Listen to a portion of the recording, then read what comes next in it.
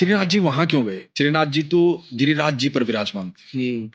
तो मेवाड़ की एक राजकुमारी थी अजब कुमारी। अजब कुमारी अपने पिता के साथ वृंदावन बरसाना घूमने आई। घूमते घूमते पहुंची गिरिराज जी, श्रीनाथ जी के दर्शन किए।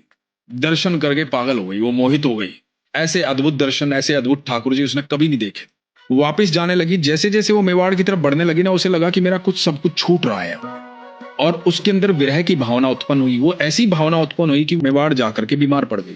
तो उसने बताया अपने पिता को, मुझे ठाकुर जी की याद आ रही है, ठाकुर जी के पास जाना है।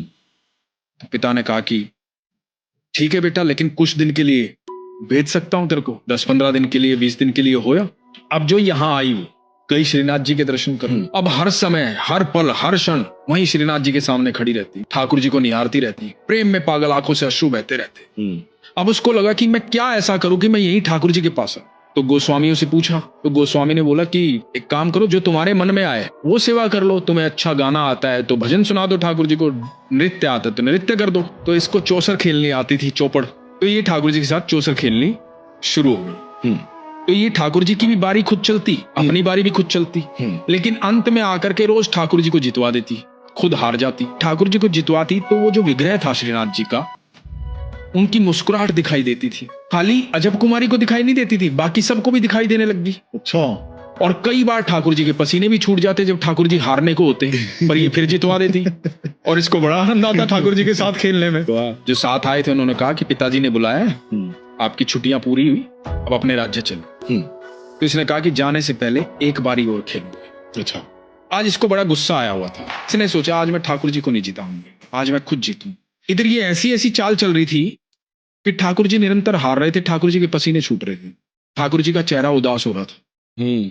इससे बर्दाश्त नहीं हुआ कि मेरे ठाकुर जी ऐसे कैसे हो सकते।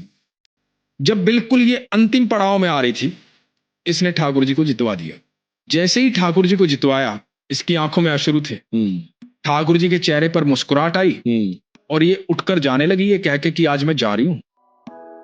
और ऐसा कहते हैं पारस भाई, श्रीनाथ जी ने अजब कुमारी की बाह पकड़ ली, बोले कि मैं तेरी भक्ति से, तेरे प्रेम से प्रसन्न हूं, तू बता तुझे क्या चाहिए।